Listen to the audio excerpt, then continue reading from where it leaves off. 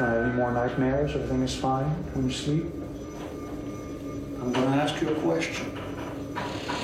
Remember. En décembre 1964, un couple dysfonctionnel gravement perturbé consulte à Boston le docteur Benjamin Simon. Are you having visions? Les séances sous hypnose imposées à Barney et Betty Hill vont bouleverser le monde de l'ufologie. No. I'm gonna shoot that thing! I'm gonna get my gun! I'm gonna shoot it down! I'm gonna shoot that thing, man! I'm gonna shoot that thing! Barney, listen to me. Listen to me, Barney. And try to stay calm. Nothing's gonna hurt you.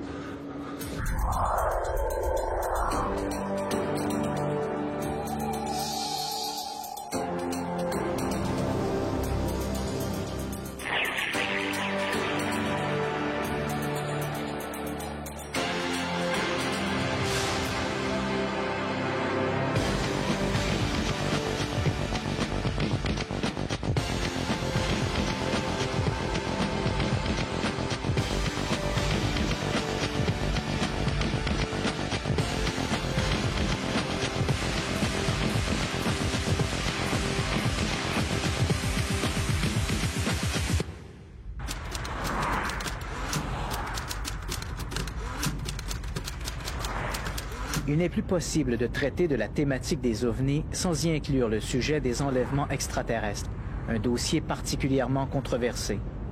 Selon les sondages, près de 4 millions d'Américains présentent le profil de l'enlevé. Un nombre croissant de ces prétendues victimes se croient porteurs d'implants extraterrestres, épiant leurs faits et gestes, leur état, leur métabolisme, leurs pensées. Pour ces cobayes en liberté surveillée, la planète n'est qu'un vaste laboratoire au service d'un autre monde. L'ufologue britannique John Spencer affirme que si l'observation de Kenneth Arnold a donné naissance à l'ufologie, c'est l'histoire de Barney et Betty Hill qui est, quant à elle, le récit fondateur du phénomène des enlèvements par des extraterrestres. Un des aspects de l'ufologie auquel je me consacre depuis plusieurs années est celui des enlèvements. Ce concept selon lequel des gens puissent être manipulés par des créatures exotiques, amenés à bord de soucoupes volantes pour y subir des examens médicaux. Parfois, on leur donne une mission, on leur implante des sondes et ainsi de suite. Durant toute leur vie, ces gens sont affectés par leur expérience. Même leurs enfants le sont, comme si ces interventions extraterrestres suivaient une sorte de lignée du sang, comme le décrit Bud Hopkins.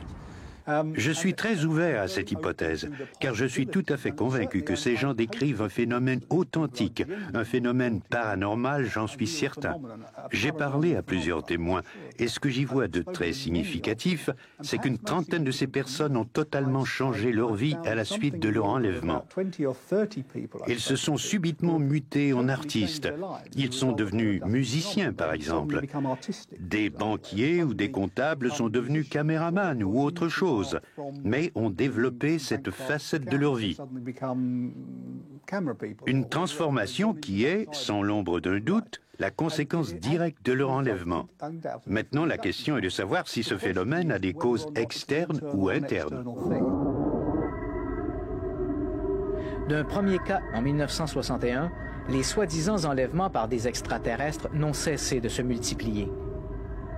Les gens affirment avoir été enlevés dans leur sommeil par des êtres capables de traverser les murs, de se déplacer instantanément d'un endroit à un autre. Malgré des milliers de cas enquêtés, c'est pourtant encore à l'affaire Barney et Betty Hill que les experts se réfèrent pour étayer leur dossier d'enlèvement.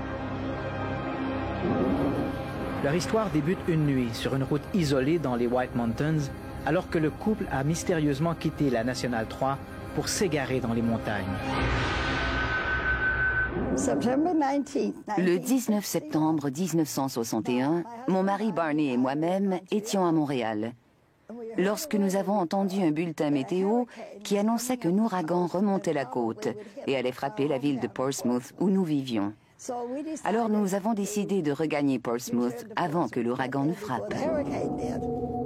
Revenant de Montréal, Betty et Barney en sont tous deux à leur second mariage.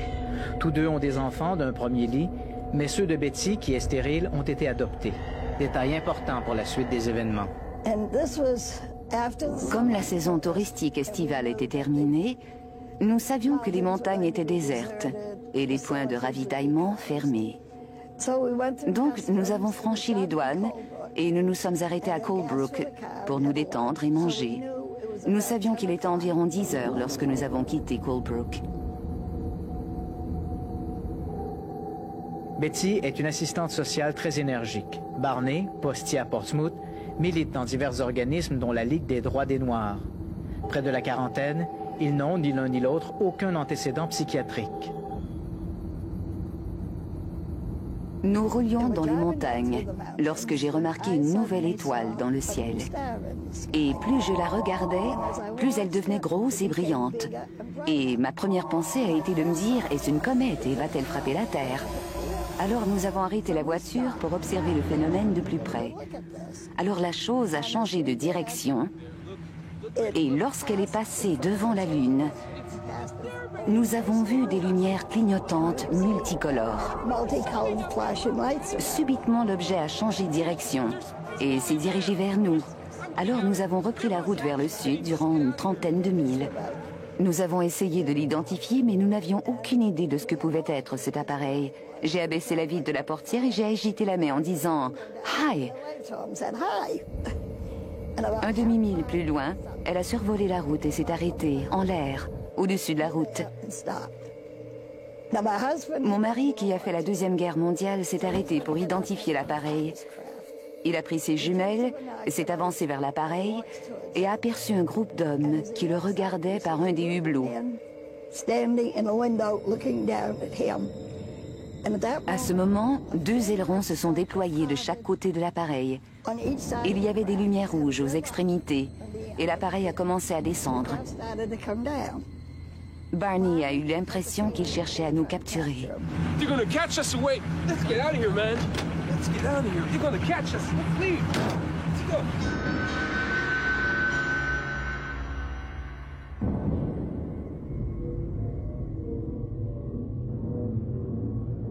Débousselés, hagards, les Hill retrouvent leur esprit à l'apparition d'un panneau routier à 17 miles de la ville de Concorde. Ils ont mis 2 heures de plus que prévu pour franchir les White Mountains. Des détails troublants s'imposent à leur mémoire. Le lendemain, ils informent l'armée qui, curieusement, se montre très attentive à leur récit, ayant eux-mêmes capté un écho-radar non identifié au-dessus des White Mountains pour la même période. Mais il y a des trous dans l'histoire des Hill. Au début, nous nous rappelions avoir aperçu des hommes sur la route, mais ça n'allait pas plus loin. Alors nous retournions là-bas une fois par mois pour essayer de repérer l'endroit où nous avions vu des hommes sur la route, en nous disant que ça pourrait nous aider à nous souvenir de ce qui s'était passé.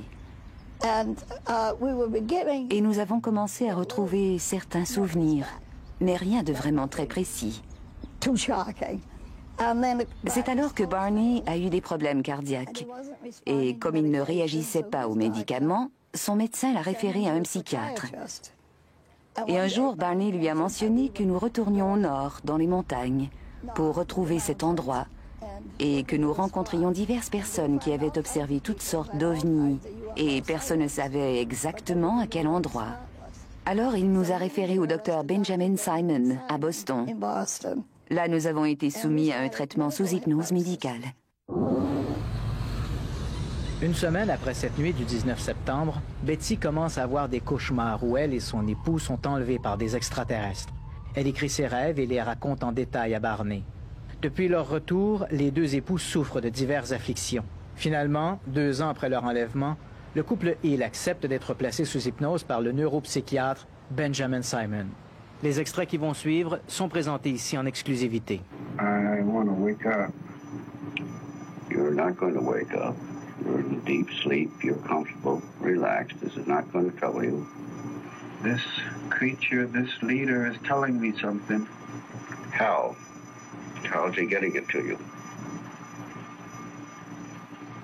I can see it in his face. Do you see his lips move? Yes.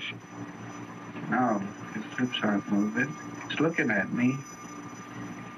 What did he tell you? Stay there and keep looking. Just stay there, he's saying to me. It's pounding in my head. Pull the binoculars away. God, give me strength. All right. Pull them down. Run! Pull these binoculars down and run. God! All right. Calm down. Calm down. Le témoignage de Betty et Barney, il est très important parce que, d'abord, c'est l'un des tout premiers, donc on ne peut pas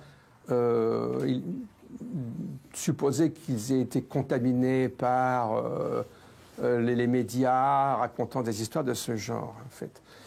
Et d'autre part, ils ont été traités par un psychiatre de Boston réputé qui les a interrogés séparément sous hypnose pendant 6 mois.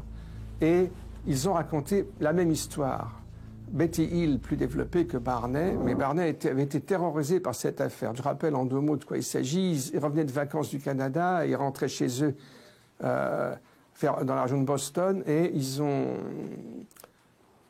vu un ovni qui les suivait. Ils se sont arrêtés, ils ont vu un ovni qui était là en vol stationnaire au-dessus de la route. Et puis ils ont perdu mémoire de ce qui se passait. Et ils se sont retrouvés avec 2 heures de retard, complètement groggy sur la route pour rentrer chez eux.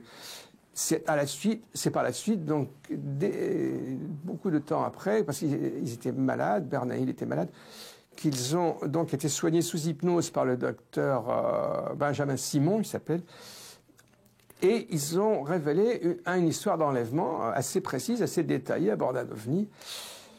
Chacun séparément. Le docteur Simon, il y a eu un livre qui a été écrit en collaboration avec le docteur Simon, qui lui estime, bon, il ne croit pas du tout aux ovnis, ça lui paraît absolument pas possible de croire ça, mais il reconnaît que eux, Betty et Barney, ils sont absolument convaincus d'avoir vécu cela. Donc c'est quand même un témoignage très solide et très troublant.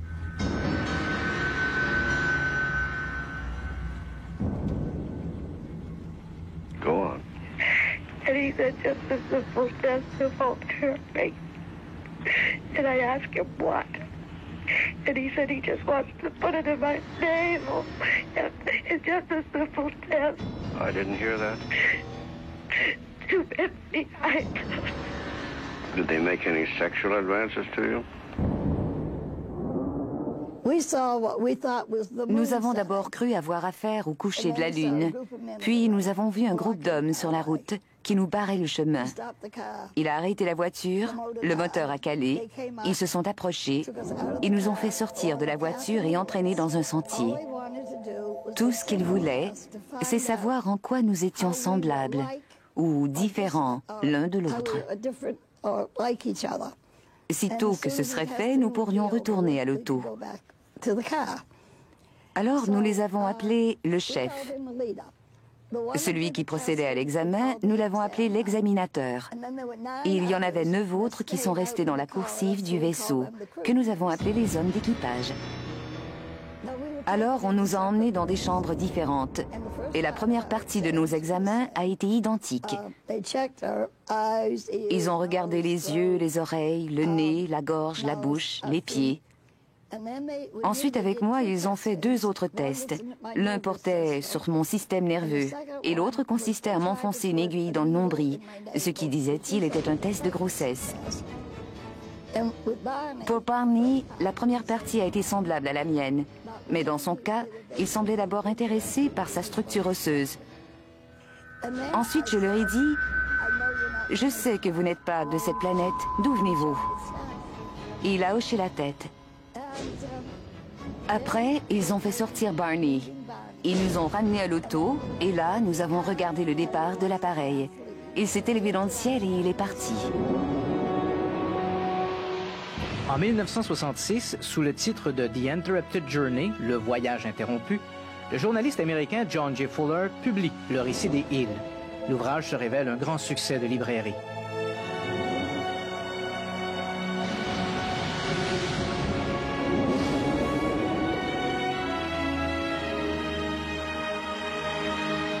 Plusieurs voient dans le récit des Hill des détails qui écartent tout doute sur son authenticité.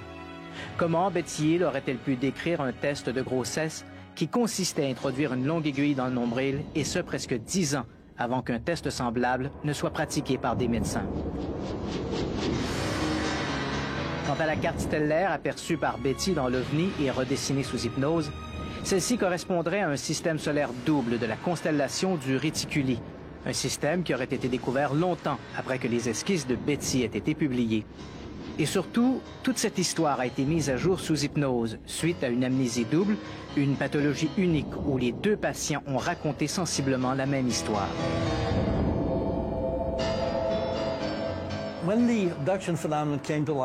Lorsque le phénomène des enlèvements a été révélé, avec le cas de Betty et Barney Hill, il y a eu toutes sortes de théories à ce propos, car une telle chose n'avait jamais été rapportée de manière aussi objective auparavant.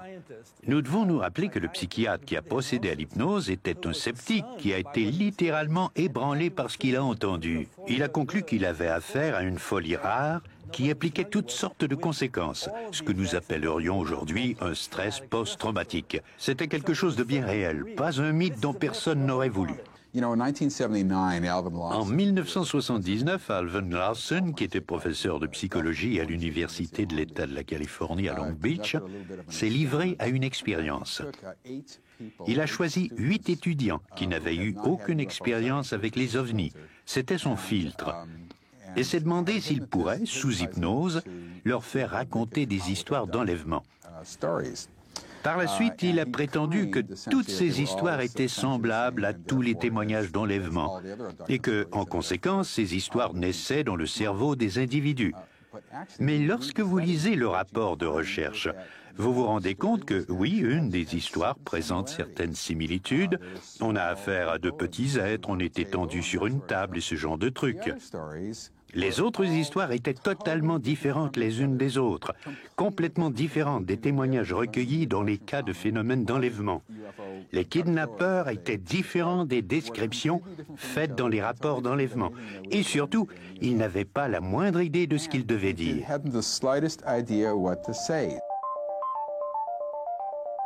En effet, l'étude d'Alvin Larson n'est pas si concluante et les scénarios imaginés par le groupe témoin diffèrent les uns des autres et aussi des récits faits sous hypnose par les soi-disant victimes d'enlèvements extraterrestres.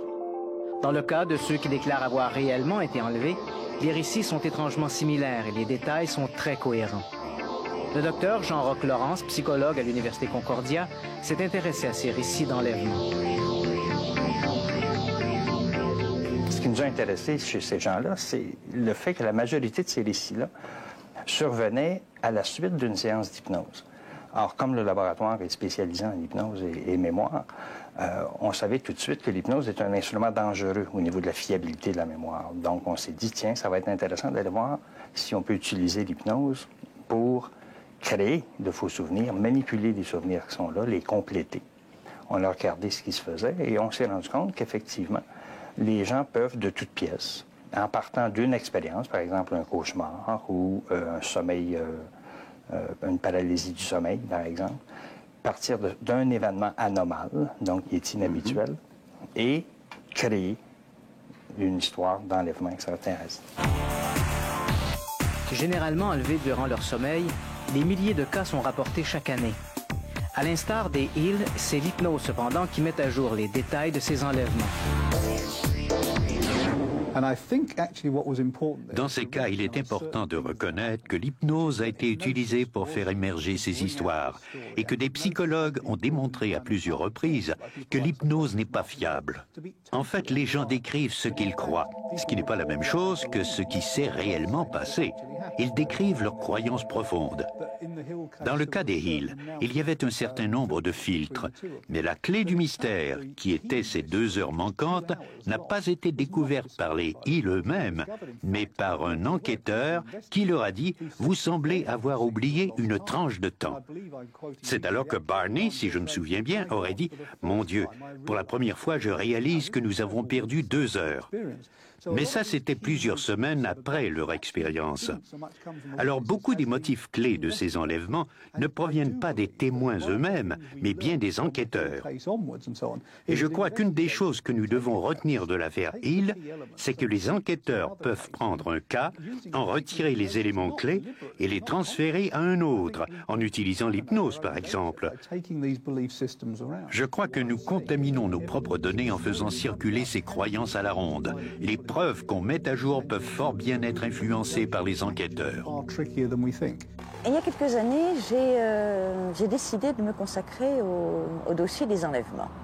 À vrai dire, moi j'ai commencé à me lancer dans ce sujet parce que depuis le temps que je courais le monde comme grand reporter, j'avais des témoignages étonnamment semblables de tous les pays du monde. En Russie, où j'ai passé longtemps, parce que j'ai vécu 6 mois en Sibérie, au Tibet, où j'ai vécu également 6 mois clandestine.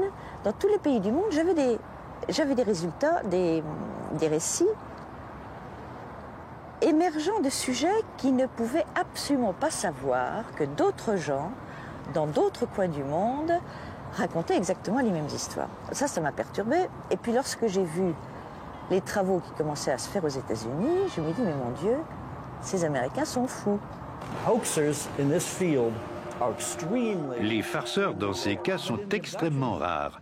Dans les cas d'enlèvement, vous devez vous présenter devant diverses personnes, comme vous ou moi par exemple, et les regarder dans les yeux et dire « Voici ce qui m'est arrivé ». Et vous devez le dire à votre femme, à vos enfants. En somme, vous engagez sur le terrain de la duperie, du mensonge et, en bout de ligne, d'une publicité très négative à long terme. Alors ce n'est pas une motivation, c'est une théorie qui ne tient pas la route. Il y a des témoins, des membres de la famille, parfois des amis qui peuvent vérifier ces expériences. Lorsqu'on est enlevé, on disparaît. La police est prévenue, des avis de recherche sont lancés, les parents sont affolés. Les enlevés reviennent avec des cicatrices inhabituelles sur le corps, des égratignures, des traces physiques. Ils reviennent avec leurs vêtements enfilés de travers. Leurs culottes de pyjama se retrouvent sans devant-derrière, par exemple. Si c'est la nuit, on retrouve leurs vêtements soigneusement pliés à côté du lit, ou encore portant les vêtements de quelqu'un d'autre, ce qui, disons-le, est assez surprenant. Et il y a une foule d'indices les plus divers. C'est une question où la dimension concrète est très importante. Mais l'élément clé de toute cette affaire est que des gens voient d'autres gens se faire enlever. Et une fois que cette dynamique est enclenchée, on entre dans le monde du fantasme. Et c'est là-dessus que tous les psychologues achoppent. Les preuves physiques sont-elles vraiment solides? Jusqu'où va l'objectivité des témoins? Et si ces témoignages étaient influencés par les ufologues eux-mêmes, ou plus simplement par les nombreux récits d'enlèvement rapportés par les médias? Heureusement pour nous, il y a certains détails de l'affaire Hill qui n'ont pas été révélés dans leurs livres. Alors aucun sceptique ne peut prétendre qu'on les a plagiés. Ainsi, un échantillon de sperme a été prélevé chez Barney, ce qui a été douloureux. Et Dieu merci, pour des raisons de bon goût, on n'en a pas parlé en 1966. Ainsi, tous les hommes qui ont été enlevés et qui rapportent de telles pratiques ne peuvent pas être accusés de s'être inspirés du cas Hill, puisqu'ils ne disposent d'aucune source d'information fournie par les médias. À bord de ces vaisseaux, on présente aux gens des bébés bizarres, qui ont une apparence mi-humaine, mi-extraterrestre. Du moins, c'est ce qu'ils racontent. Des créatures hybrides. Lorsque nous avons commencé à étudier ces cas, nous étions complètement désorientés. Nous étions très suspicieux face à ce genre d'histoire. Toutefois, les témoins revenaient continuellement avec la même histoire. Nous avons commencé à nous demander s'il n'y avait pas là quelque chose de vrai. Au fil des années, nous avons réussi à recouper toutes ces histoires et nous nous sommes rendus compte qu'une foule de choses arrivaient aux gens à bord de ces vaisseaux, des choses de nature reproductive, de nature physique et de nature mentale. Par exemple, des images sont inscrites dans l'esprit des victimes pour des raisons incompréhensibles. Il y a des examens physiques également, mais la plupart de ces interventions semblent se concentrer sur un même sujet, celui de la reproduction. L'horrible scénario sexogénétique, c'est-à-dire ces expériences qu'il serait trop long de résumer ici, vus à la sauce de certains abductologues, font toujours état de connotations sexuelles puissantes, fortement déplaisantes, d'expériences, il est plus simplement question d'examen du corps, comme il était question avant, avec des prélèvements de gencives, des rognures d'ongles, de cheveux, mais carrément de prélèvements tant de sperme chez les hommes, d'ovules chez les femmes. On entendait parler de grossesse hybride, etc. Et forte de tant de dossiers, j'ai décidé de mener ma petite enquête. Je peux vous dire que je n'ai jamais vu l'ombre d'une preuve d'une grossesse interrompue. C'est une véritable épidémie qui a commencé, qui est racontée notamment dans les livres de Bob Hopkins, de David Jacobs et du Dr Mack aux États-Unis.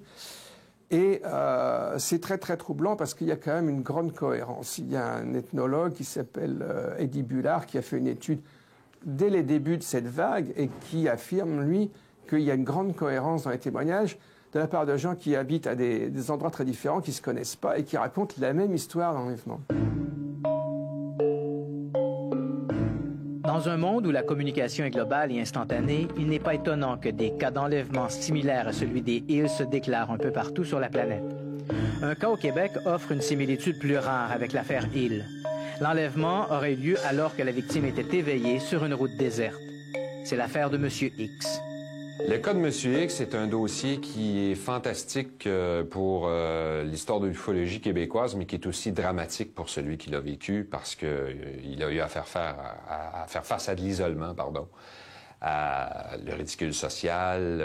Évidemment, il s'est complètement recroquevillé tel une tortue là, dans sa coquille parce qu'il ne savait vraiment plus à quel sein se donner pour être capable de verbaliser, de sortir l'émotion de tout ça.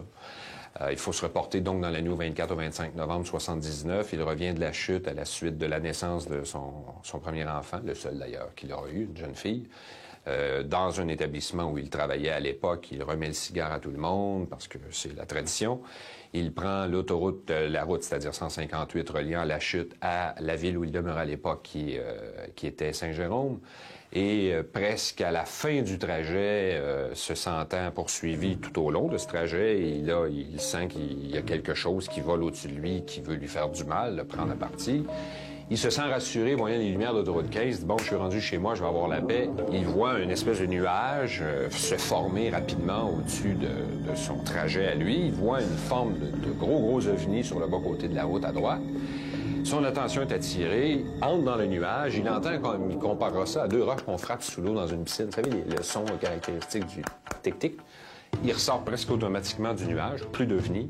Il voit le panneau de signalisation routière à 3 poteaux. Vous savez comme c'est gros, ça, sur le bord d'une autoroute. Évidemment, c'est la collision, l'accident. Il jette ça par terre. L'auto, ne pas trop abîmé pour l'empêcher de rouler, remonte immédiatement à bord. Le moteur tourne toujours, mais il entre chez lui, il est 6h moins le quart. Là, il y a quelque chose qui ne marche plus dans sa tête. Il manque 110 minutes dans sa vie. Mais il n'y a pas que le scénario des enlèvements qui est difficile à croire. Le nombre très élevé des enlèvements rapportés chaque année soulève des doutes bien légitimes. Pour les ufologues, ces nombreuses victimes témoignent de la réalité du phénomène. Pour les sceptiques, au contraire, ces récits épidémiques sont la preuve que ces histoires ne sont que des fantasmes. Alors, les sceptiques disent, mais il n'y a aucune preuve matérielle de tout cela. Il y avait quelques quand même indices, des traces au sol, des coupures bizarres sur le corps et peut-être, on a supposé des petits implants, des petits objets qu'on découvrait dans le corps des personnes. Ce que veulent les gens, ce sont des preuves matérielles. Ceci étant dit, nous les avons, ces preuves. Des gens avaient effectivement des implants dans le cerveau ou dans d'autres parties de leur corps. En 1995, plusieurs prétendues victimes d'enlèvement, affirmant avoir reçu des implants, décident de consulter des médecins afin de les faire retirer. C'est un podiatre de Ventura, en Californie, le Dr Roger Lear, qui éventuellement procédera à ces chirurgies mineures. En 1995, il y a eu une série d'opérations, en 1995 et les années suivantes, qui ont été faites par un médecin chirurgien des pieds, le Dr Roger Lear en Californie. qui ont permis, semble-t-il, de découvrir, d'extraire des petits implants. Le docteur Roger Leir, qui a procédé à ces opérations, ne manifeste au départ aucun intérêt pour l'ufologie et les scénarios d'enlèvement. Toutefois, les conclusions qu'il tirera à la lumière des recherches plus poussées et surtout des rapports d'analyse des objets trouvés vont modifier sensiblement son opinion du départ. En effet, plusieurs de ces objets présentent des caractéristiques qui les démarquent de manière singulière.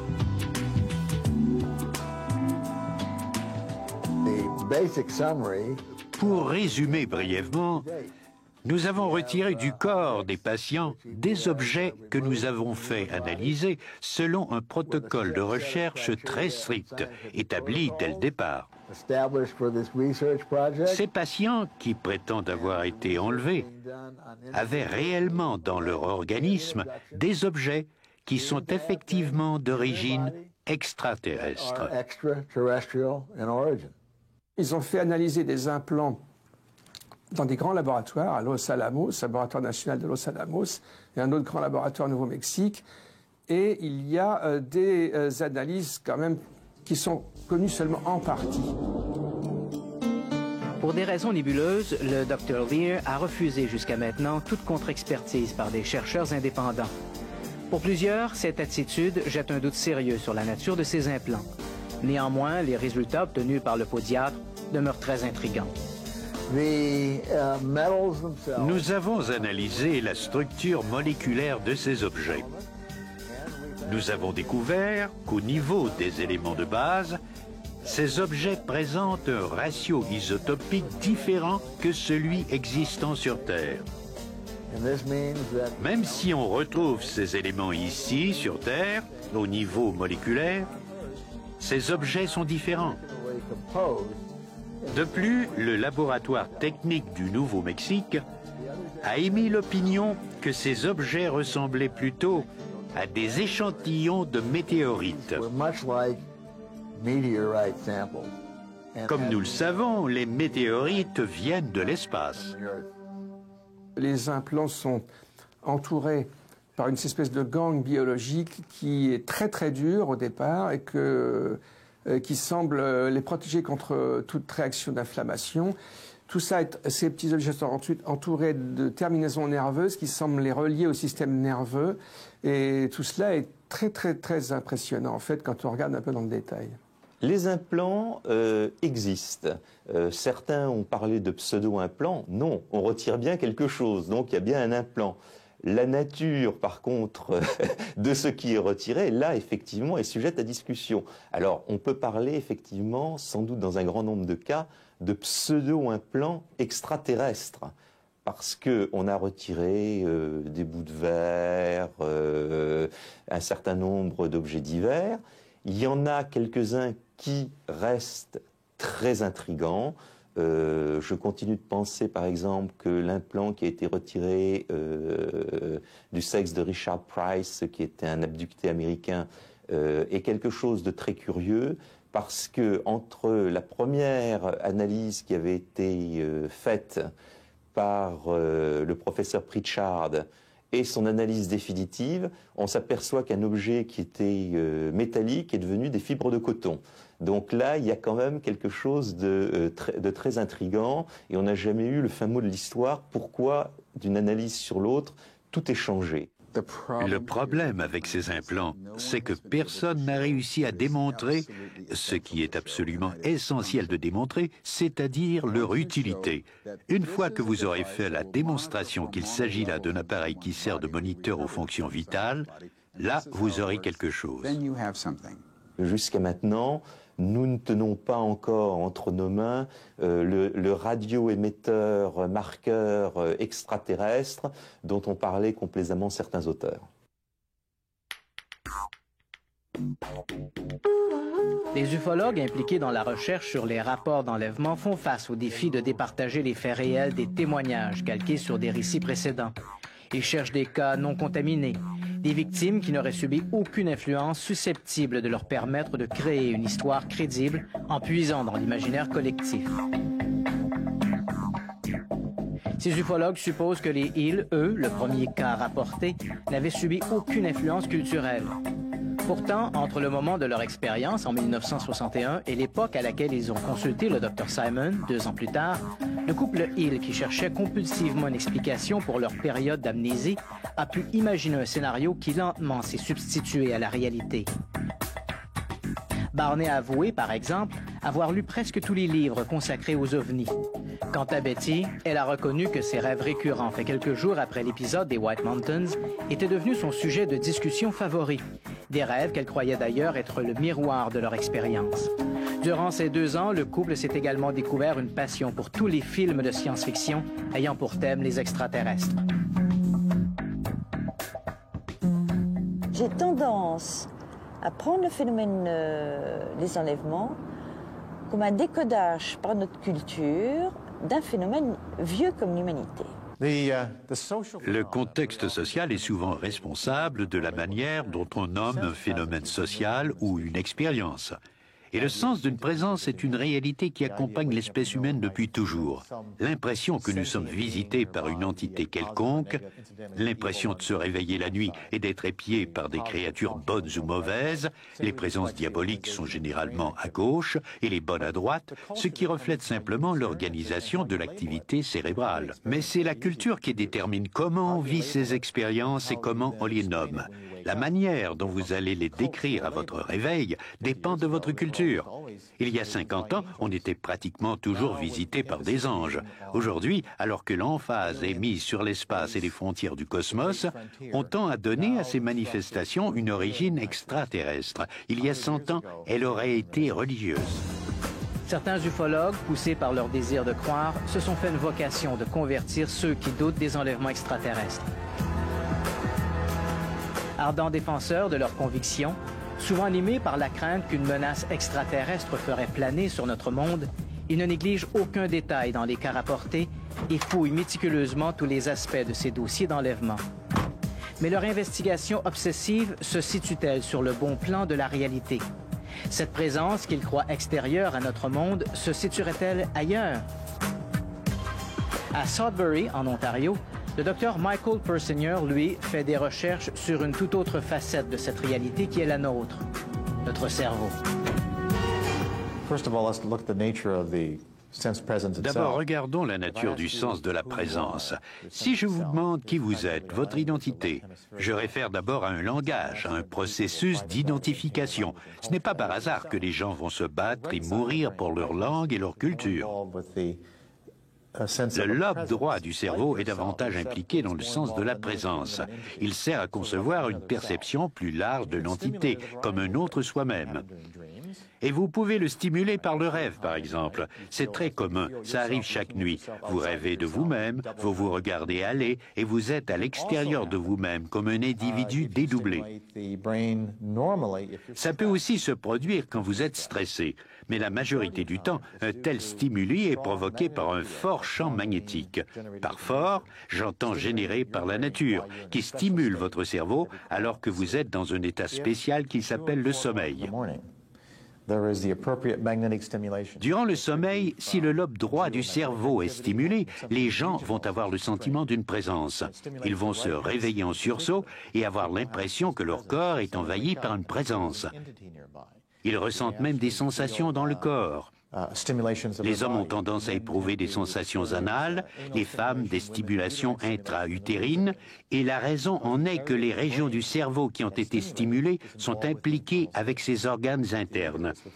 Vous avez le sentiment de flotter, vous pouvez même éprouver la sensation d'une présence qui vous touche. Dans une chambre d'isolation sensorielle, le Dr Persinger invite ses sujets à porter un casque spécial capable de modifier les influences électromagnétiques auxquelles est soumise le cerveau. Placés dans cet environnement modifié et contrôlé, plusieurs des participants du Dr Persinger n'ont pas tardé à se sentir entourés de présences étranges et même, dans certains cas, à voir des entités tout à fait inconnues. En fait, il est très facile de provoquer une sensation de présence. 80% des gens qui viennent dans notre laboratoire et qui sont soumis à différentes expériences éprouvent ce sentiment de présence. La manière dont ils vont le vivre dépendra de ce à quoi ils s'attendent.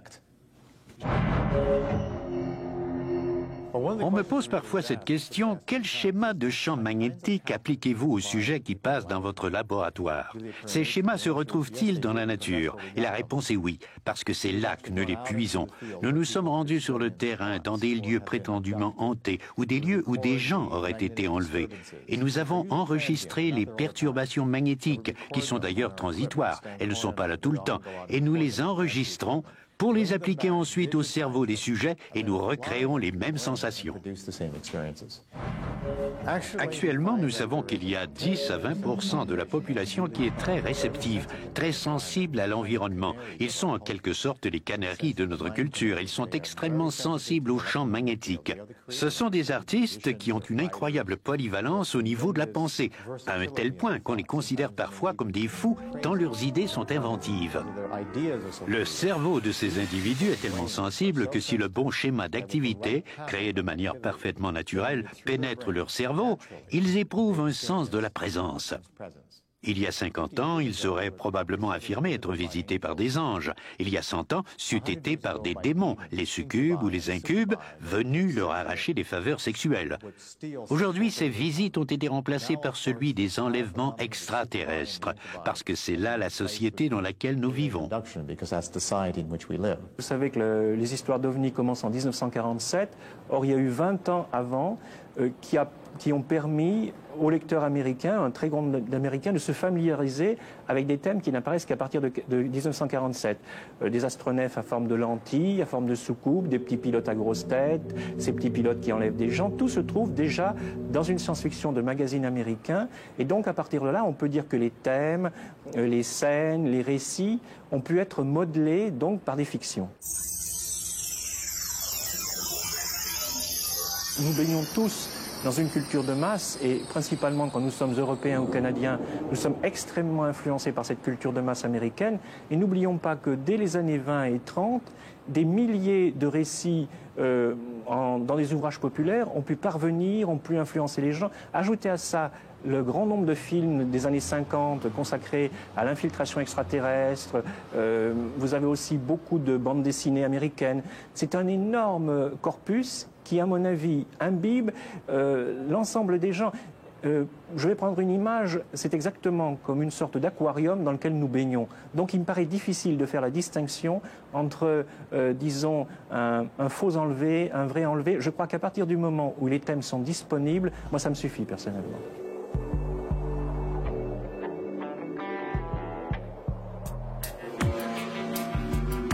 L'histoire de Barney et Betty Hill fait dorénavant partie de notre univers culturel. Comme pour tous les récits qui ont frappé l'imagination populaire, le temps n'apportera jamais de conclusion définitive sur leur histoire. Le désir de croire au fantastique d'un trop grand nombre l'emportera toujours sur le désir de savoir. Certains ufologues donnent pour preuve de la crédibilité de l'affaire Hill le fait que Betty ait parlé d'un test de grossesse semblable à la myosynthèse, et ce longtemps avant que ce test ne soit pratiqué par les médecins. D'autres parlent de cette carte dessinée sous hypnose par Betty et qui correspondrait au système solaire double Zeta 1 et Zeta 2 dans la constellation du Réticuli, un système découvert de nombreuses années après le récit des Hill. Mais voilà, dans les faits, le test d'amniosynthèse a été pratiqué pour la première fois en 1882. Il est d'ailleurs pratiqué en Amérique depuis les années 1930. Quant au système binaire Zeta 1 et Zeta 2, les astronomes se sont ravisés il y a quelques années. Zeta du Réticuli n'a jamais été un système double. Bref, il n'y a jamais eu de Zeta 2. Pire, le récit de Betty Hill est anormalement trop près du verbatim de ses rêves, fait quelques semaines après les événements et racontant son enlèvement par des extraterrestres. Contrairement à ce que certains pourraient croire, les rêves ne sont pas les prolongements inconscients de la mémoire. Certes, il y a des éléments en faveur du témoignage des Hill. Il y a par exemple une détection radar, l'étrange décoloration de la robe de Betty et cette curieuse amnésie double dont a souffert le couple. Mais aucun de ces éléments nous force à croire à la réalité d'un enlèvement par des extraterrestres. The things we have to look at L'analyse nous apprend que les expériences rapportées sont très semblables au phénomène des morts imminentes. L'expérience des chamans qui prennent des drogues et voyagent au seuil de la mort pour entrer en contact avec leur dieu est si étrangement proche des enlèvements extraterrestres qu'on pourrait croire à deux facettes d'un même phénomène. Mais alors pourquoi toutes ces soucoupes volantes et cette quincaillerie à la Star Trek? Parce que l'Occident est animé par ces histoires de Star Trek. L'univers primitif des aborigènes est ici remplacé par notre mythologie qui est celle du capitaine Kirk, Picard et Star Trek. Lorsque nous vivons ces expériences, que je crois authentiques, nous les analysons à travers un filtre fortement marqué par la science-fiction.